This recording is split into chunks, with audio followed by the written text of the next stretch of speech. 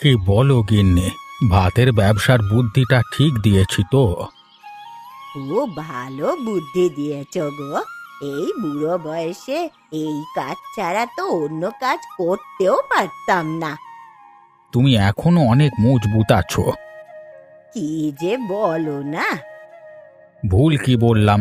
তুমি তো খুব পরিশ্রমী, এই বয়সেও এত পরিশ্রম করছো।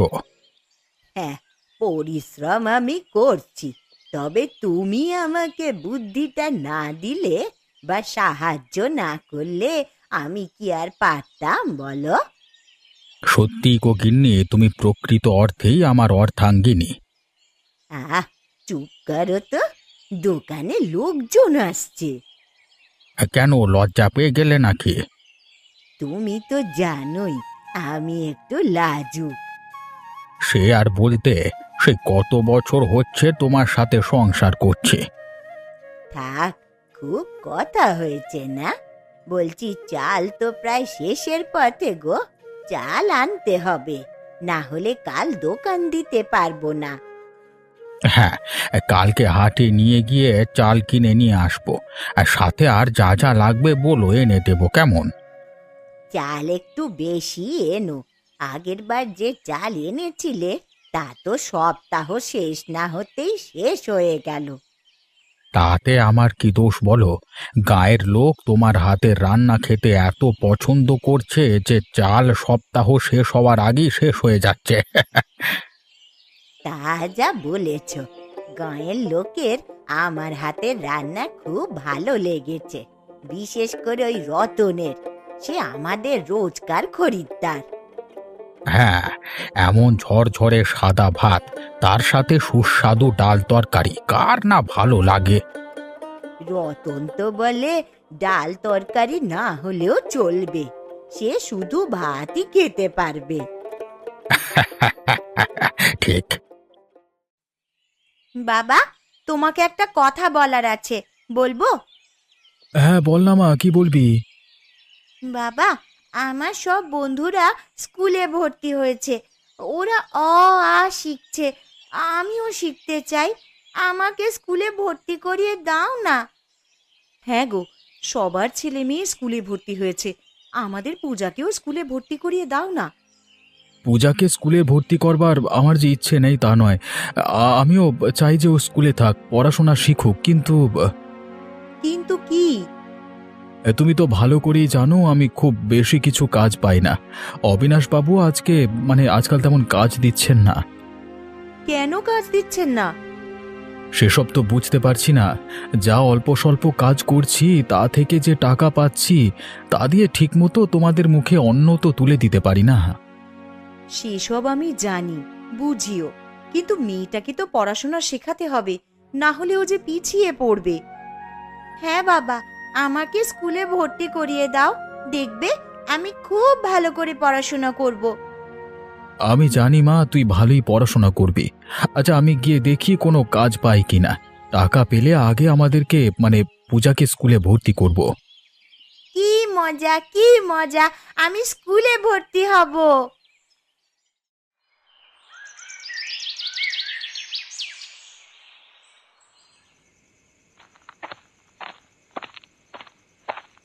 কি বুড়িমা, দোকান কেমন চলছে? ভালো তো? হ্যাঁ বাবা, তা ভালোই চলছে, তবে তুমি এত রাতে এলে, এখন তো সব রান্না শেষ। আমি খেতে আসিনি বুড়ি। তাহলে? একটা কাজ করতে হবে তোমাকে, করবে? এই বুড়ো বয়সে কষ্ট করে এই দোকান চালাচ্ছি, এই দিয়েই যা রোজগার হয় তাতেই খুশি। অন্য কোনো কাজ করার শক্তি এ দেহে আর নাই গো। আরে বুড়িমা, আমি যে কাজের কথা বলছি তাতে তোমাকে কোনো পরিশ্রম করতে হবে না, শুধু কয়েকটা জিনিস একটু পাহারা দিতে হবে। পাহারা? কি পাহারা দিতে হবে? আমি কয়েকটা বাক্স তোমার দোকানে রেখে যাব, তুমি লুকিয়ে রাখবে, ব্যাস, এর জন্য টাকাও পাবে। কিসের বাক্স যে লুকিয়ে রাখতে হবে? আরে অত জেনে তোমার লাভ নেই, যা বলছি সেটা করো আর টাকা নাও, ব্যাস। না বাবা, ও কিসের না কিসের বাক্স আমি রাখতে পারবো না। আমি ভালোভাবে বলছি কাজটা করবার জন্য, বেশি তলিয়ে দেখতে যেও না, বিপদে পড়বে। আমি বললাম তো, আমি রাখতে পারবো না কোনো বাক্স। আমি খগেন, আমি ভালো করে জানি সোজা আঙুলে ঘি না বেরুলে কি করতে হয়। না হলে কি করবে তুমি? তোমার এই আদরের দোকান পুড়িয়া খাক করে দেব। না না, এমনটা করো না। এটাই আমার রুজি রোজগারের একমাত্র পথ। তাহলে যেটা বলছি সেটা করো। কয়েকটা বাক্স দিচ্ছি, লুকিয়ে রাখো, আর কেউ যেন কিচ্ছু জানতে না পারে, না হলে কিন্তু তোমার দোকান। হ্যাঁ হ্যাঁ, বুঝেছি।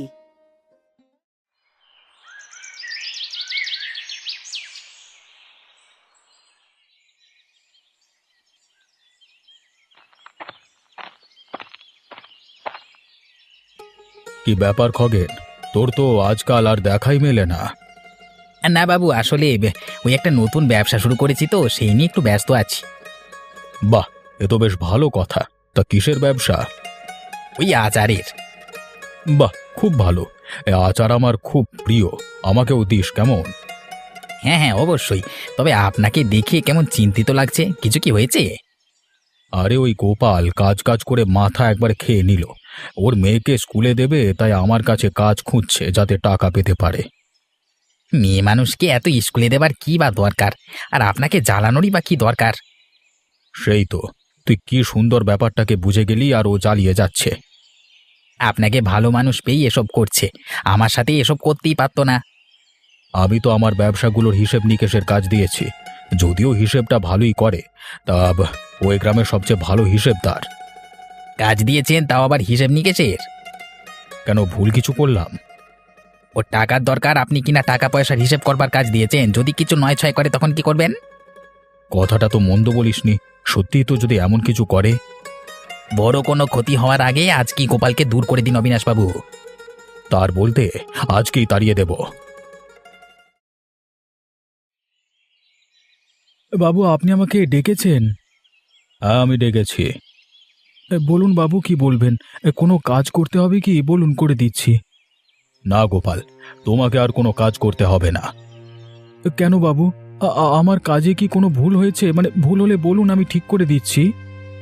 অত শত জানতে হবে না, আমার হিসেব নিকেশ তোমাকে আর করতে হবে না।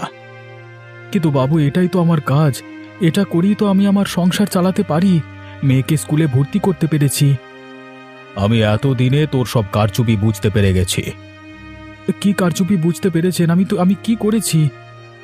এই যে, কি করে তুই এই যৎ সামান্য মাইনে দিয়ে সংসার টানতে পারছিস, আবার মেয়েকে স্কুলে ভর্তি করতে পেরেছিস। না না অবিনাশবাবু, আপনার ভুল হচ্ছে। আমি আপনার হিসেবের টাকার সাথে কোনো কারচুপি করিনি, আপনি নিজে হিসেব মিলিয়ে দেখুন। আমি কোনো হিসেব টিসেব আর দেখতে চাই না, তুই খালি আমার চোখের সামনে থেকে দূর হ। যা করেছিস করেছিস, আর না। বাবু দয়া করুন, এমন করবেন না। আপনি বিশ্বাস করুন, আমি আপনার হিসেবে কোনো গন্ডগোল করিনি।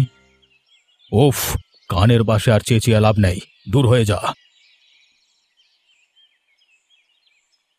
কি গো, এত তাড়াতাড়ি চলে এলে যে আজ? অবিনাশবাবু আমাকে চোর অপবাদ দিয়ে কাজ থেকে দূর করে দিয়েছেন। কি, তুমি প্রতিবাদ করনি? করেছি, কতবার বললাম হিসেব মিলিয়ে দেখুন, দেখলেন না। হয়তো উনি আমাকে আর কাজে রাখতে চান না। তাই বলে তোমাকে চোরের অপবাদ দিলেন? আমি তোমার আর পূজার জন্য সব মাথা পেতে নিতে পারি, চোরের অপবাদ গো। এই অপবাদ তোমার মেনে নেওয়া একদম ঠিক হয়নি। অনেক চেষ্টা করলাম কাজটা বাঁচানোর, কিন্তু কোনো প্রতিকার আর হলো না। বাবা, কি হয়েছে? আমি কি আর স্কুলে যেতে পারবো না? কে বলেছে পারবি না? খুব পারবি। এখন কি করবে তুমি? কি করে এই সংসার, পূজার স্কুলের খরচ টানবে তুমি? অন্য কাজ খুঁজতে হবে, দরকারে অন্য গ্রামে কিংবা দূর শহরে যেতে হবে। কি গো বুড়িমা, কখন থেকে এসে বসে আছি, কখন খাবার দেবে? দেব, ভাত উনুনে বসাতে আজ একটু দেরি হয়ে গেছে। একটু বস রতন। আরে বুড়িকে দেখে কেমন আনমনা লাগছে, শরীর টরীর খারাপ হয়েছে নাকি? তোমার কি কিছু হয়েছে? কি মানে, কি হবে? এভাবে চমকে যাচ্ছ কেন? শরীর ঠিক আছে তো নাকি? হ্যাঁ হ্যাঁ, শরীর ঠিকই আছে। বুড়ির নিশ্চয়ই কিছু হয়েছে। বুড়ি তো সবসময় মুক্ত মনে কথা বলে, কিন্তু আজকে মনে হচ্ছে কিছু একটা লুকোতে চাইছে। বুড়িমা, তোমার কোনো সমস্যা হলে জানিও, হ্যাঁ, আমি তোমাকে সাহায্য করব। না না, কিছুই হয়নি। ভাত হয়ে গেছে, মার ছেঁকে খেতে দিচ্ছি। এ কি খগেন না? খগেন এভাবে এত রাতে মানে লুকিয়ে লুকিয়ে বুড়ির হোটেল থেকে বের হচ্ছে কেন? ব্যাপারটা কি? গোপাল, তুমি এখানে এত রাতে কি করছো? আমার আসলে কাজ চলে গেছে। লোকের মুখে শুনলাম তোমার ব্যবসা খুব ভালো চলছে। ভালো মানে ওই আর কি, সংসারটা কোনো মতে টানতে পারছি। আমার একটা কাজের ব্যবস্থা করে দিতে পারবে তোমার হোটেলে? আমার হোটেলে? হ্যাঁ গো বুড়িমা, সারাদিন এদিক ওদিক অনেকজনের কাছে কাজ চাইলাম, পেলাম না। এখন তুমি আমার একমাত্র শেষ ভরসা। কিন্তু আমার দোকানে তুই কি কাজ করবি? আমি সব কাজই করে দিতে পারি, যেমন দোকান খোলা, ঝাড়ু দেওয়া, বাসন মাজা, মানে সবজি কেটে দেওয়া, সব। একটা লোক হলে তো সুবিধেই হয়, কিন্তু হোটেলে যে আবার খগেনের বাক্সগুলো লুকানো আছে, গোপাল যদি দেখে ফেলে সর্বনাশ হয়ে যাবে। না না, গোপালকে কাজে রাখা যাবে না। কি হলো বুড়িমা, কি ভাবছো কি? আমি সব কাজ করে দেব, আমাকে খুব বেশি মাইনে দিতে হবে না। এই সংসার চালানোর মতো যেটুকু মানে। এখনই আমার হোটেলের জন্যে কোনো লোক চাই না রে, পরে লাগলে আমি তোকে বলবো। আমি অনেক আশা নিয়ে এসেছিলাম। আচ্ছা ঠিক আছে, তোমাকে আর জোর করব না। হ্যাঁ। বলছি, খগেন কি তোমার হোটেলে কাজ করে? মানে বের হতে দেখলাম কিছু বাক্স টাক্স নিয়ে।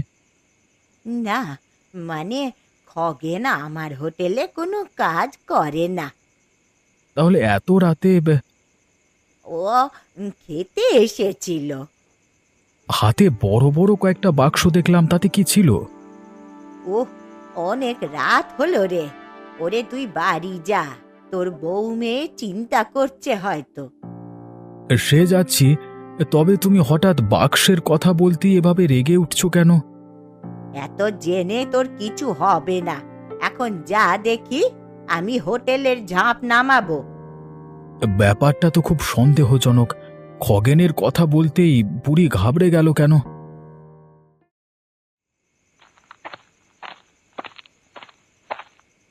বুড়ি, কালকে আমি তোমাকে এই মাসের পাহারা দেওয়ার টাকাটা দেবো, ঠিক আছে? আমার আর টাকা নিয়ে কাজ নেই। তুমি এসব বাক্স অন্য কোথাও রাখার ব্যবস্থা করো। কেন, কি হয়েছে? অনেকেই সন্দেহ করছে, তাছাড়া আমিও ঠিকঠাক আমার কাজে মন দিতে পারছি না। কে সন্দেহ করেছে? আমার স্বামী হরিপদ রোজ আমাকে জিজ্ঞেস করে কিছু হয়েছে কিনা। রতন, আমার সারা ভাতের হোটেলের রোজকারের খরিদ্দার, সেও বলছে, বুড়িমা তোমাকে আনমো না লাগে, কি হয়েছে জিজ্ঞেস করে। তো তুমি আনমনা চিন্তিত হয়ে থাকলে লোকে তোমাকে তো সন্দেহ করবে, তাই না? সে না হয় আমি লোকের সামনে আগের মতোই সাধারণ থাকার চেষ্টা করব, কিন্তু কিন্তু কি? কাল রাতে আমার হোটেল থেকে তোকে বাক্স নিয়ে বের হতে দেখেছে গোপাল। কি? গোপাল আমাকে দেখেছে? সে এত রাতে তোমার হোটেলে কি করতে এসেছিল? কাজ চাইতে। তোমার হোটেলে কাজ চাইতে এসেছিল? তার মানে অবিনাশ বাবু আমার কথা মতো গোপালকে কাজ থেকে বের করে দিয়েছে, তাই তো? কি, তুই গোপালের কাজ খেয়েছিস? এই বুড়ি, আমার উপর বেশি কথা বলতে আসবি না। যেটা যতটুকু বলবো করবি, তাহলেই হবে। গোপাল কাল তোকে ওইভাবে বাক্স নিয়ে বের হতে দেখে সন্দেহ করেছে। চাপ নিও না। যে নিজের কাজ বাঁচাতে পারে না, তার সন্দেহ করা বা না করাতে কারোর কিছু আসে যায় না। ওই গোপাল আমার কোনো ক্ষতি করতে পারবে না। তবে খগেন, আমি এই সবের মধ্যে থাকতে চাই না। এই বুড়ো বয়সে একটু শান্তি চাই। আমাকে আর এই সব খারাপ কাজে জড়াস না তো। তোমার এই রোজকার ঘ্যান ঘ্যান আর ভাল লাগে না। দেখছি কোনো ভালো সুরক্ষিত জায়গা পেলে ছেড়ে দেবো তোমার হোটেল। এখন আমি আসি, বাক্সগুলো ঠিকঠাক পাহারা দিও।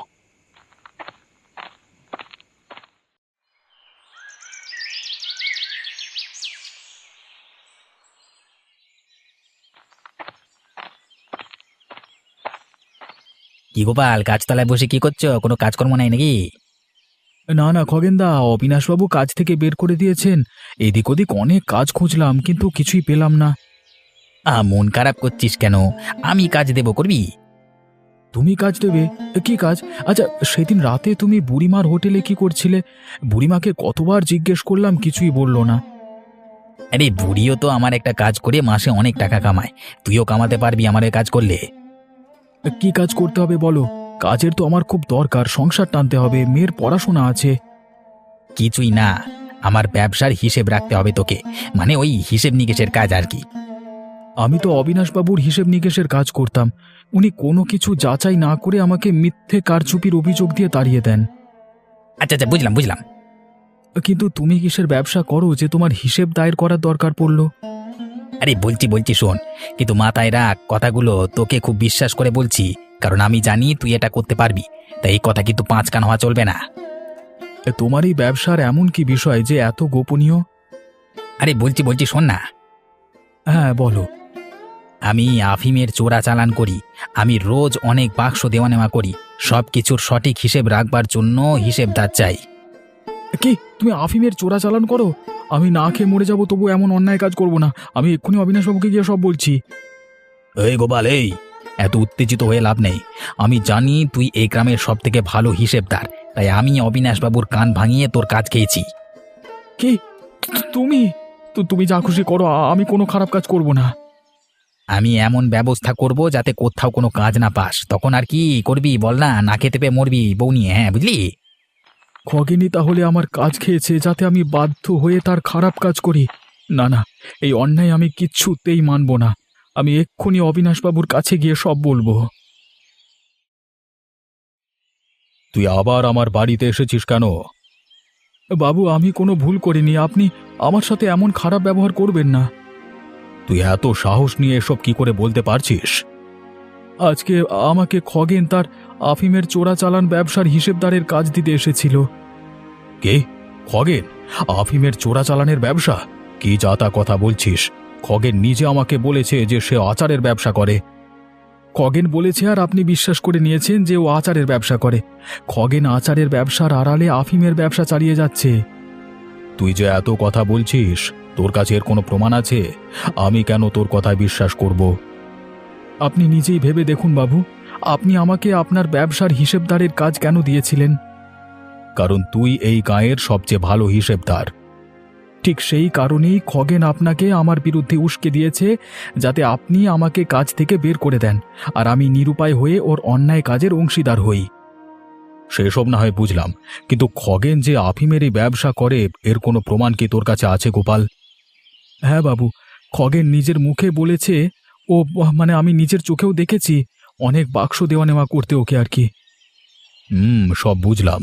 আমি বুঝতে পারছি শুধুমাত্র খগেনের কথায় তোকে বের করে দিয়ে আমি ভুল করেছি। তাই এবার আর আমি শুধু মুখের কথায় কিছু করব না। আপনি সব নিজে যাচাই করে নিন, আমার কোনো অসুবিধা নেই। ঠিক আছে, আমি রতনকে এসব কিছুর খোঁজ নিতে বলছি।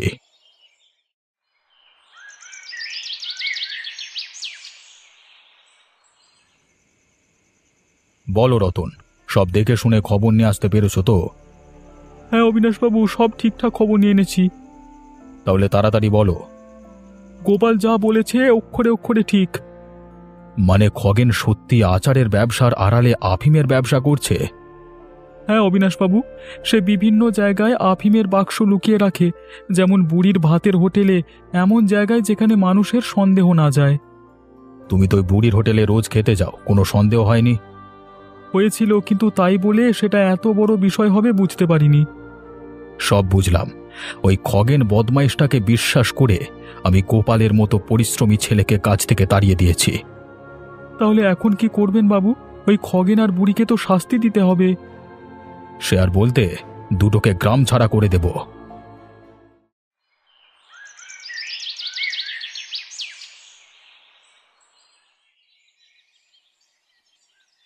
অবিনাশবাবু, আপনি আমাকে ডেকেছেন, কি ব্যাপার বলুন তো?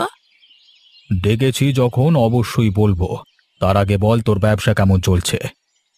আমার ব্যবসা তো বেশ ভালোই চলছে বাবু। তা কিসের যেন ব্যবসা বলছিলিস? আগে ওই আচারের। আমি আপনাকে একদিন খাওয়াবো, হ্যাঁ? চুপ কর। আমার সামনে দাঁড়িয়ে এভাবে মিথ্যে কথা বলতে একবারও আটকালি না। আচারের নামে তুই যে আফিমের ব্যবসা করছিস তা আমার খুব ভালো মতো জানা হয়ে গেছে। না মানে আবার কি অজুহাত দিতে চাস, হ্যাঁ?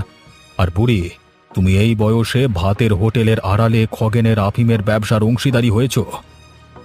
না বাবু, খগেন আমাকে ভয় দেখিয়েছিল।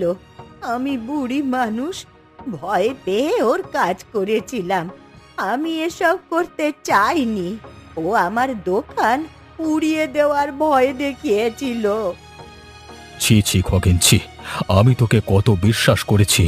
তোর কথা বিশ্বাস করে আমি গোপালের মতো বিশ্বস্ত লোকের সাথে অন্যায় করেছি, আর তুই? আমার খুব ভুল হয়ে গেছে। আমি আর এসব কাজ করবো না বাবু, আমি এসব কাজ থেকে বন্ধ করে দিচ্ছি আজ থেকেই। তোর জন্য এতদিন গোপালের কষ্টে গেছে, তাই তোকে 1 মাস গোপালের বাড়িতে বিনা পারিশ্রমিকে কাজ করতে হবে। বাবু, আমি এত কিছু চাই না। আমি শুধু আমার আগের কাজটা পেলেই খুশি।